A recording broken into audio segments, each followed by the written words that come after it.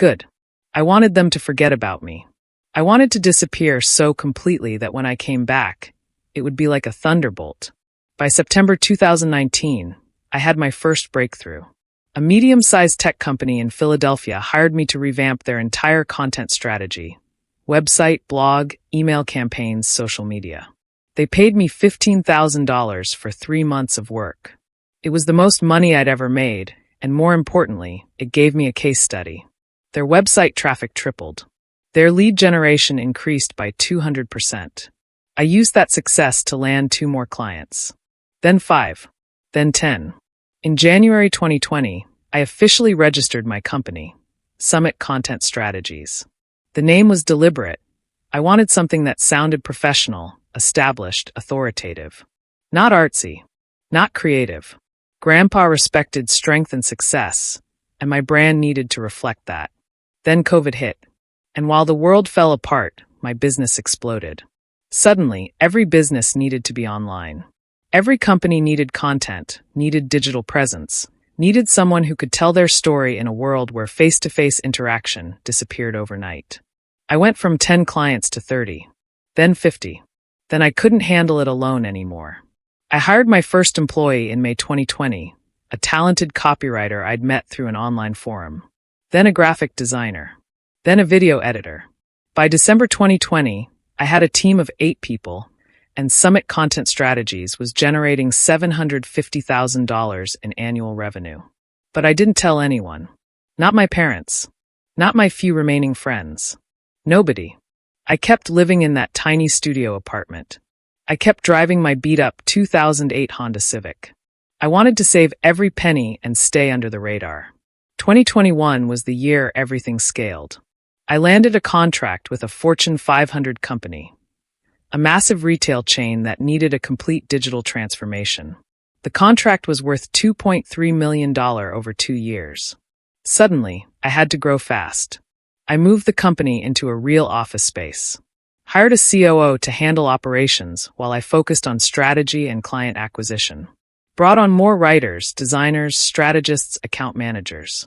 By the end of 2021, Summit Content Strategies had 42 employees and $4.8 million in revenue. I finally moved out of the studio into a decent apartment. Not fancy, just clean, comfortable, in a nice part of town. I bought a used Tesla Model 3. I allowed myself a few luxuries, but mostly, I reinvested everything back into the company.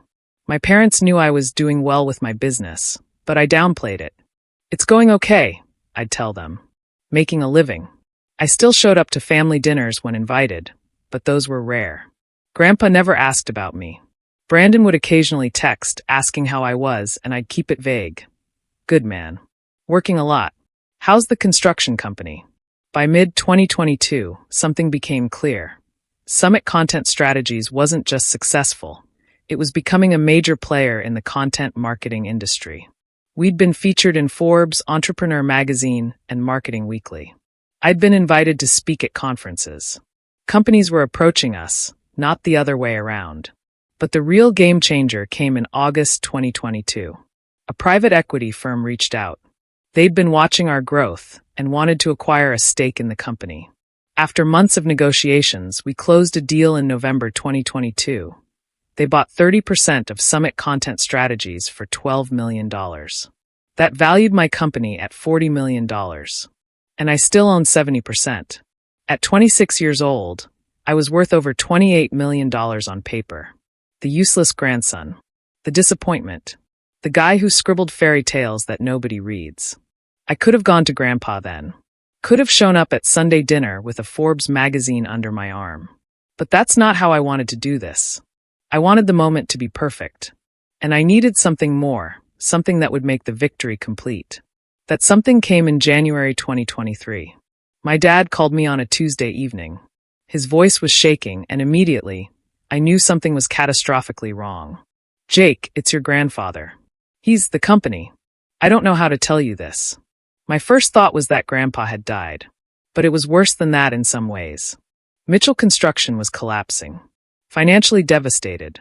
On the verge of bankruptcy. The story came out in pieces over the next few days. Brandon, the golden child, the future of the family legacy, had made a series of catastrophic decisions. He'd convinced Grandpa to take on massive debt to expand the company aggressively. New equipment, new facilities, new territories. Then he'd underbid on several major projects, confident they could make it work. But costs overran. Projects fell behind schedule. Clients canceled contracts. Penalties piled up. The perfect storm of poor decisions, bad timing, and arrogance had brought down what Grandpa spent 50 years building. They were $11 million in debt. The bank was moving to foreclose on the company assets. They had maybe 3 months before everything had to be liquidated. Grandpa Robert, at 79 years old, was facing the destruction of his entire legacy. The Mitchell name, the thing he'd valued above everything else, was about to become synonymous with failure. I sat with this information for 3 days. My mom called, crying, begging me to come to a family meeting. My dad called, his voice hollow, asking if I'd heard anything about business loans. Even Brandon called, and for the first time in our lives, he sounded broken. Jake, I screwed up. I screwed up so bad. I don't know what to do. The family meeting was scheduled for Saturday at Grandpa's house. Everyone would be there. They were going to discuss options, liquidation strategies, personal bankruptcy, what to do with Grandpa's personal assets to satisfy debts. I told my mom I'd be there, but I didn't tell her what I was planning. I spent those 3 days doing something I was very good at now, research. I called in every favor I had in the business world. I got my COO and CFO involved. I hired a forensic accountant. And I dug into Mitchell Construction's situation. What I found was worse than I'd thought, but also, surprisingly, not unfixable. Yes, they were $11 million in debt. Yes, they were hemorrhaging money. But the core business was still sound. They still had good client relationships, skilled workers, decent equipment. The problems were all in Brandon's expansion decisions and a few catastrophically mismanaged projects. If someone could inject enough capital to stabilize the debt, renegotiate the bad contracts, and bring in competent management, Mitchell Construction could be saved. It would require about $8 million immediately, plus another $4 million over the next year to restructure. $12 million total. I had $28 million in net worth. Most of it was tied up in my company, but I could access enough liquidity to do this. I could save Grandpa's company. I could save the Mitchell legacy. But should I? This was the man who called me useless, who humiliated me in front of the entire family, who wrote me off as a disappointment and a burden. For 3.5 years, he'd never once called to apologize, to ask how I was doing, to acknowledge he might have been wrong. Part of me, the part that still hurt, that still felt that burning shame from the dinner, wanted to let it all burn.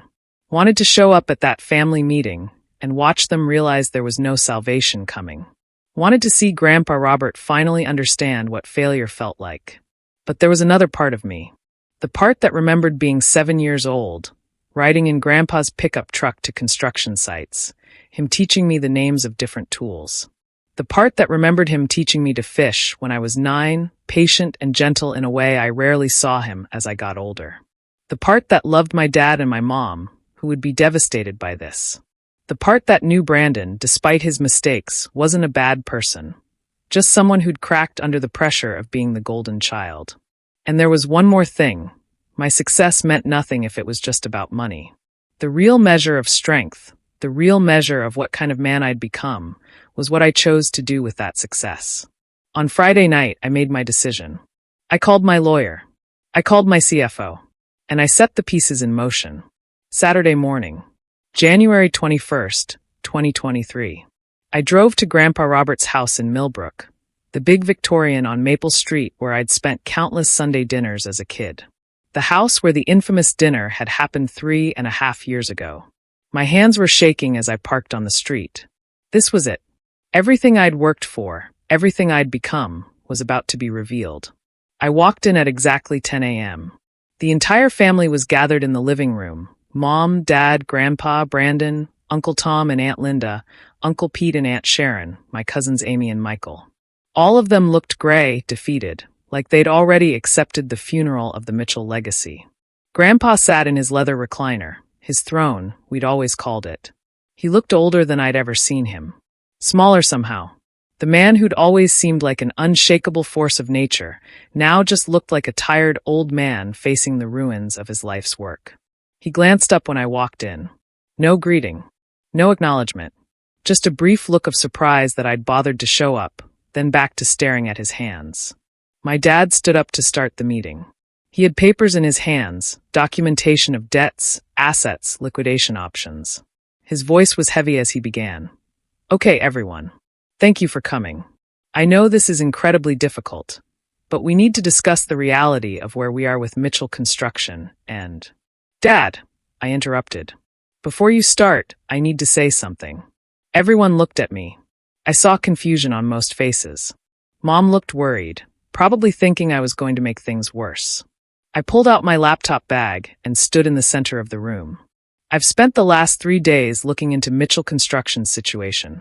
I've reviewed the debts, the contracts, the assets, everything. Brandon's face went pale. He probably thought I was about to detail all his mistakes in front of everyone. I continued. The company is in serious trouble. $11 million in immediate debt, another $4 million needed for restructuring. The bank is preparing to foreclose. Without significant intervention, Mitchell Construction will cease to exist within 90 days. I saw Grandpa wince. Saw my mom start to tear up. Why was I doing this? Their faces said. Why make it worse? However, I said, the situation is not unfixable. With proper capital injection and management restructuring, the company can be saved. The core business is sound. The reputation, while damaged, can be rebuilt. It would take approximately $12 million and 18 months of focused recovery work. Uncle Tom shook his head. Jake, we know all this. The problem is we don't have $12 million. That's why we're here, to figure out how to salvage something from the liquidation. I know you don't have $12 million, I said. I opened my laptop and pulled up documents. But I do. The room went silent. Confused silent. What are you talking about? My dad asked, his voice barely above a whisper. I turned my laptop screen to face the room. On it was a detailed proposal document with the Summit Content Strategies logo at the top. 4 years ago, Grandpa told me I was useless. That I was a disappointment. That I was wasting my life chasing fairy tales. That night, I decided to prove him wrong. Not through words, but through actions. I pulled out printed copies of my presentation and started handing them out. Financial statements, revenue charts, growth projections, articles featuring my company, the private equity deal documents. I started Summit Content Strategies in 2020. We're a content marketing and digital strategy firm. Last year, we generated $23 million in revenue. We have 87 employees across 3 offices. In November 2022, a private equity firm bought a 30% stake in my company for $12 million, valuing the company at $40 million total. My mother gasped. My dad's hands were shaking as he looked at the documents. Brandon was staring at me like I'd grown a second head. I am personally worth approximately $28 million, I continued, my voice steady despite my racing heart. And I'm offering to use $12 million of that to save Mitchell Construction. The silence was deafening. Then everyone started talking at once. Questions, disbelief, shock. I let them process it for a minute, then I held up my hand. Let me explain the terms. This isn't a gift. It's a business acquisition. I'm offering to purchase 80% of Mitchell Construction for the $12 million needed to save it. Grandpa, you would retain 20% ownership and a position as chairman emeritus, advisory role, no operational control. Brandon, you would step down from your VP position, but could remain as a project manager if you want to rebuild trust and skills. My management team would come in and restructure the company. I looked at my grandfather. He hadn't said a word. He was just staring at me like he was seeing me for the first time. The Mitchell name stays on the company, I continued. The employees keep their jobs. The legacy continues. But it continues under new leadership, my leadership. Uncle Tom found his voice first. Jake, I don't understand. How did you, when did you? I did exactly what Grandpa always said people should do, I said, and now I let some emotion into my voice. I built something. I worked harder than I've ever worked in my life. 16-hour days. 7-day weeks. I taught myself skills. I networked. I hustled. I proved myself in the market. I created value. I did all the things a Mitchell is supposed to do. I just did them in a different arena than construction. I turned to face my grandfather directly. You said I was useless, Grandpa. You said I wasn't a Mitchell. You said real men build empires while writers sit in coffee shops pretending to be important. Well, I built an empire. A $40 million empire. And now that empire is going to save yours. Grandpa Robert finally spoke. His voice was hoarse, barely audible. Why? Why what? I asked. Why would you do this? After what I said. After how I treated you. You could let it all burn. You could watch me lose everything and call it justice. Why would you save me? This was the moment. The moment I'd imagined 1,000 different ways over the past 3 days. I could be magnanimous. I could be cold. I could make him grovel. I could extract the apology I'd never gotten. But standing there, looking at this old man who'd given me so much pain but also so many good memories, I realized something. I didn't need him to apologize. His acknowledgement, his regret, it was already there in his eyes. Making him say the words wouldn't change anything. Because you were wrong about me, but you weren't wrong about everything, I said. You taught me that family matters. That legacy matters. That what we build is supposed to outlast us. You taught me to be strong, to never quit, to prove myself through actions. I just applied those lessons differently than you expected. I walked over and knelt down in front of his chair, so we were at eye level. And because for all your faults, Grandpa, you're still my grandfather. Because Dad loves you and I love my dad. Because Brandon made mistakes, but he deserves a chance to learn from them. Because 50 years of work shouldn't end like this if there's a way to save it. I stood back up and looked at the whole room. But make no mistake, this is a business deal, not charity. I'm doing this because it's the right move financially and personally. I've built something extraordinary, and acquiring Mitchell Construction fits into my expansion plans. We're going to diversify Summit into physical construction and development. Mitchell will become a subsidiary of Summit Content Strategies. I looked back at Grandpa. You built an $8 million company over 50 years. I built a $40 million company in 3 years. I'm not doing this to prove anything anymore, Grandpa. I already proved it.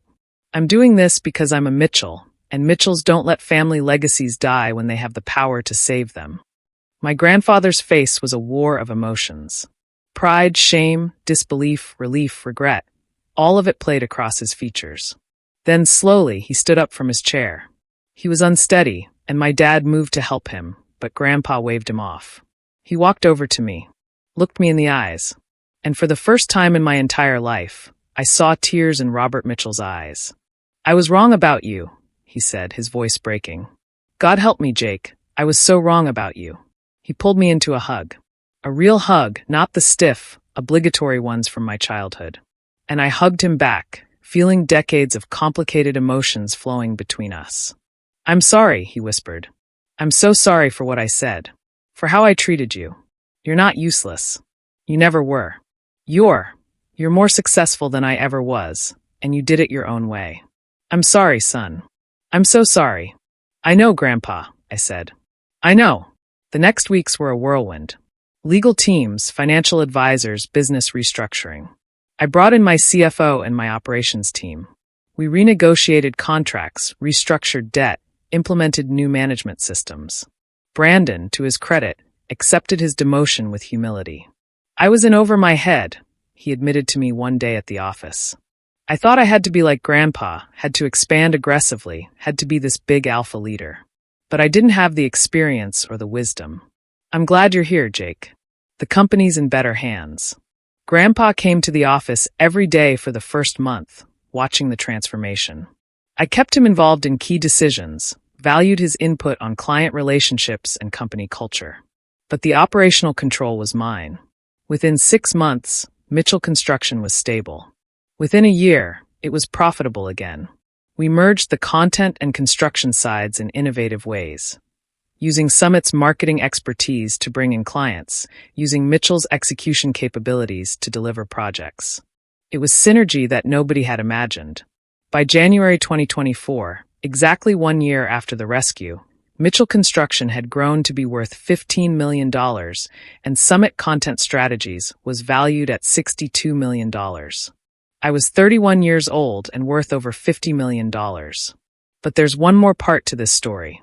One final twist that happened just last month, September 2025. Grandpa Robert turned 80 in August. We threw him a big birthday party at the Sterling Room, the same restaurant where he'd called me useless 6 years earlier. The whole family was there, plus employees from both companies, old friends, everyone who'd been part of his life. At the end of the night, I stood up to give a toast.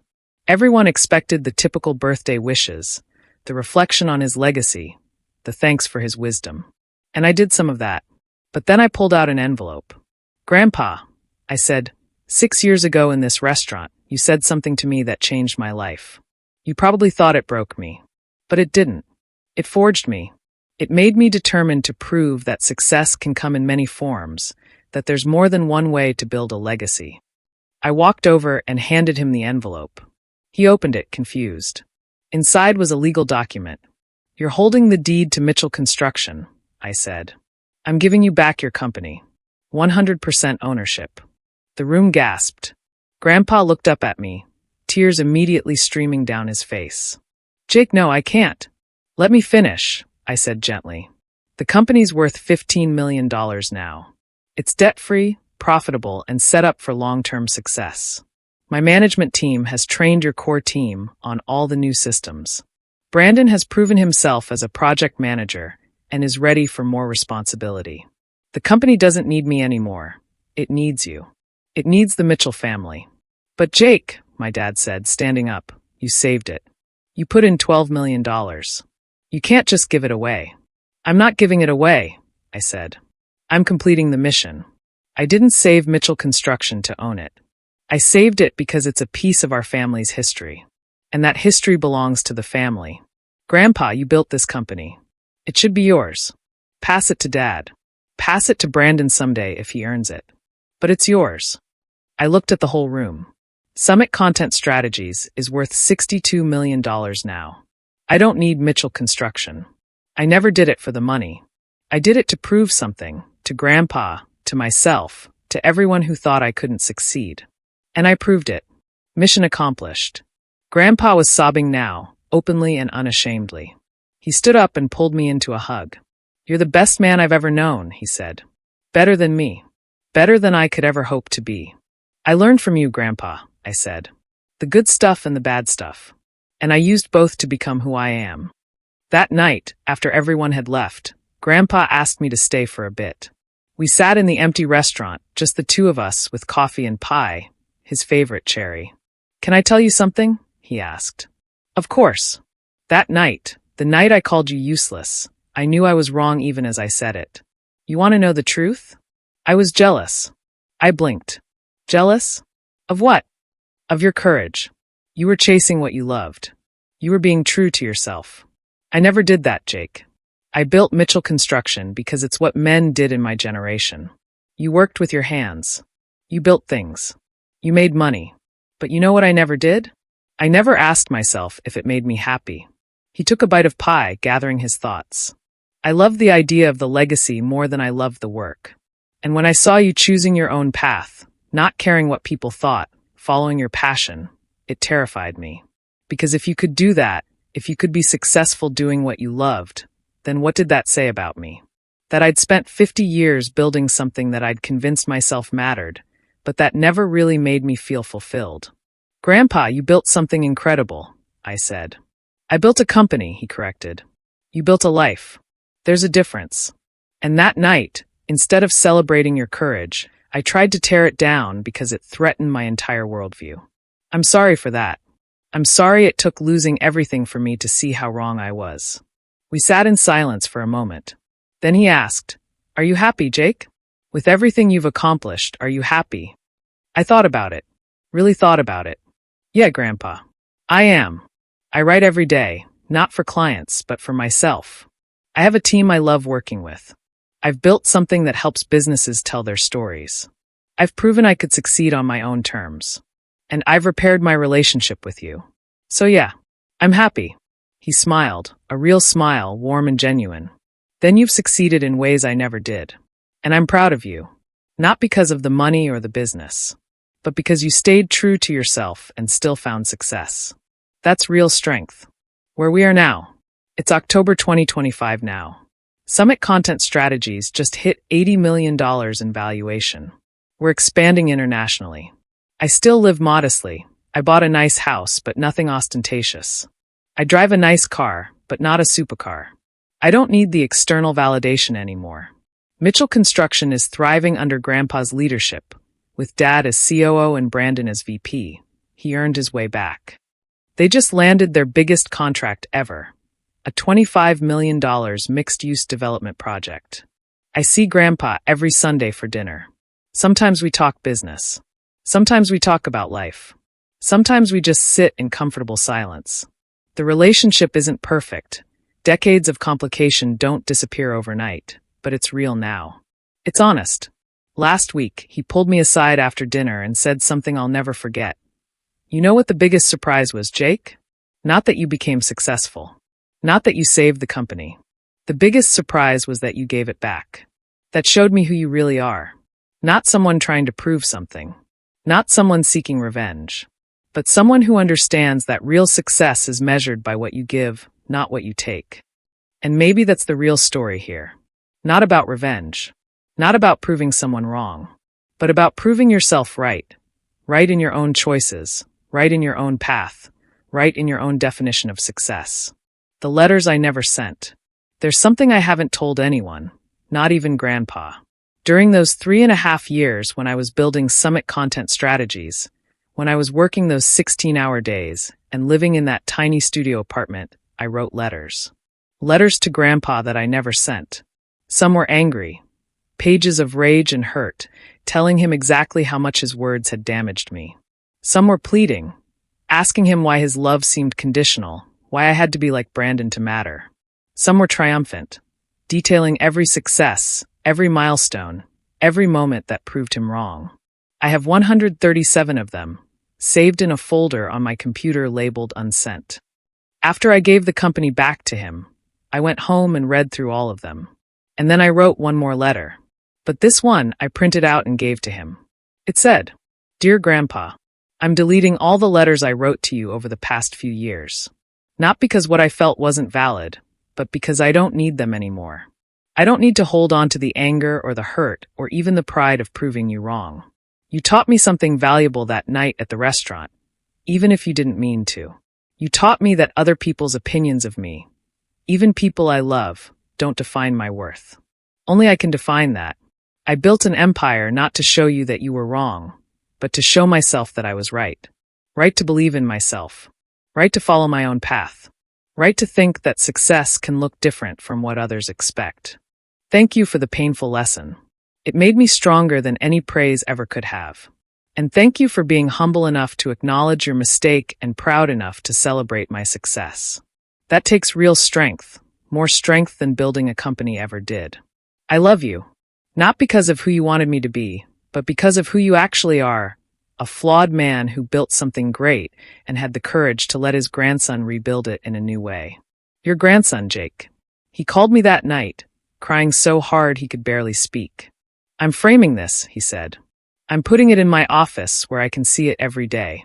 So I never forget what real success looks like. If you're still listening, here's what I want you to know. And this is the most important part of the whole story. Someone in your life has probably told you that you're not good enough. Maybe it was a parent, a grandparent, a teacher, a boss, a spouse. Maybe they said you were useless, a disappointment, a failure. Maybe those words are stuck in your head right now, playing on repeat. Here's the truth. They were wrong. But here's the even more important truth. You don't need to prove them wrong. You need to prove yourself right. I didn't succeed to make Grandpa eat his words. I succeeded because I believed in my own vision of what success could look like. The validation from him was nice. I won't lie, it felt good. But by the time I got it, I didn't need it anymore. I'd already validated myself through my work, my growth, my journey. Your path might not look like mine. You might not build a multi-million-dollar company. Success might mean being a great teacher, a devoted parent, a talented artist, a kind friend, a person who lives according to their values. Success is personal. It's yours to define. But whatever your version of success looks like, chase it with everything you have. Not to prove the doubters wrong, but to prove your own belief in yourself right. If I could distill everything I learned into 3 principles, it would be these. First, other people's limited vision of you doesn't limit your actual potential. Grandpa couldn't imagine success outside of construction and traditional business. His inability to see my path didn't make my path any less valid. Don't let someone else's narrow imagination define your broad possibilities. Second, revenge is empty, but self-validation is eternal. If I'd succeeded just to rub it in Grandpa's face, the victory would have been hollow. But because I succeeded for myself, to prove to myself that I could do it, the satisfaction is permanent. Build for you, not against them. Third, real strength includes forgiveness and generosity. I could have let Mitchell Construction fail. I could have kept the company and lorded it over Grandpa forever. But neither of those options would have made me stronger. They would have made me bitter. The strongest move was to save what mattered and then give it back. Power is most impressive when it's used with grace. And if you're a father or grandfather listening to this, here's my message to you. Be careful with your words. Be careful with your expectations. Be careful with conditional love. You might think you're motivating someone by being tough, by setting high standards, by pushing them toward what you think success should look like.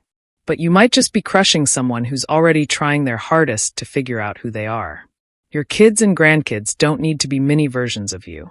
They need to be fully realized versions of themselves. Your job isn't to mold them into your image. It's to give them the tools, the love, and the support to become who they're meant to be. Grandpa Robert would tell you the same thing now. He'd tell you that the greatest pride he feels isn't in the company he built, but in having the humility to recognize when he was wrong and the grace to accept help from the person he'd written off. Be the kind of elder who lifts up rather than tears down. Be the kind of family leader who sees potential in different forms. Be the kind of man who can admit when he's wrong and celebrate when others prove him wrong. People ask me all the time, "What's next? You've accomplished so much so young. What else is there?"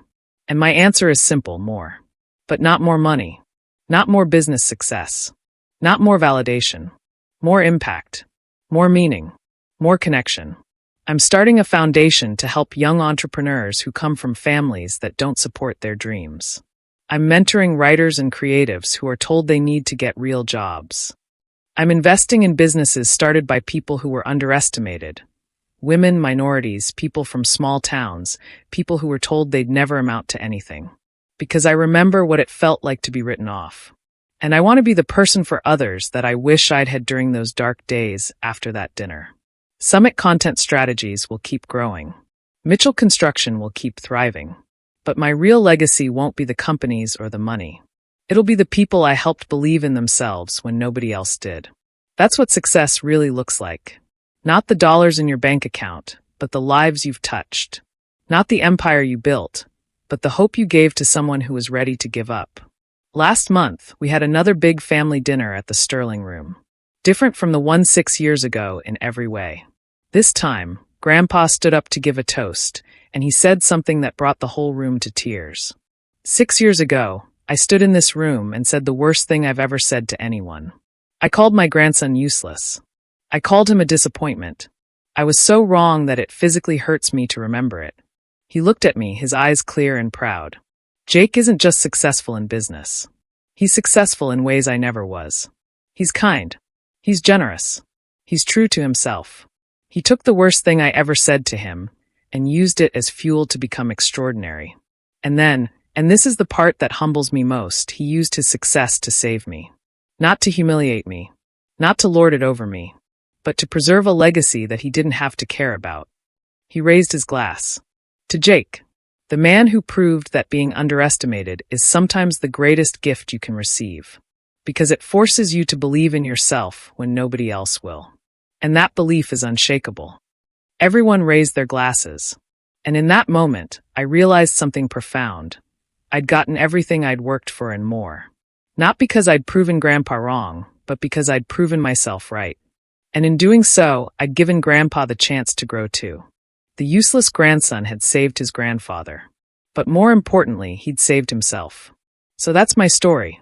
From useless to successful. From rejected to redeemed. From the bottom of the family ladder to the top.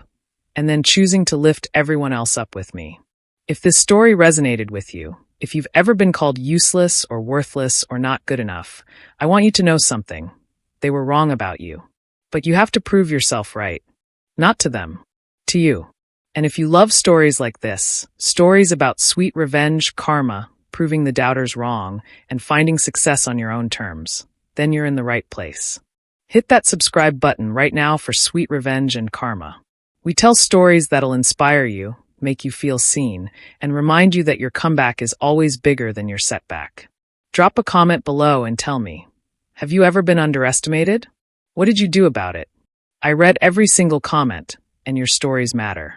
And if you know someone who needs to hear this, someone who's been told they're not good enough, someone who's chasing a dream that others don't believe in, share this video with them. Let them know they're not alone. Remember, the people who underestimate you are giving you the greatest gift. They're giving you the freedom to succeed without their limitations. They're giving you the motivation to prove yourself right. They're giving you a story that will inspire others when you make it to the other side. You're not useless. You never were. You're just waiting for your moment to show the world, and more importantly, to show yourself what you're really capable of. Now go out there and build your empire, whatever that looks like for you. This is Sweet Revenge and Karma, reminding you that the best revenge isn't revenge at all. It's success, followed by grace. I'll see you in the next story.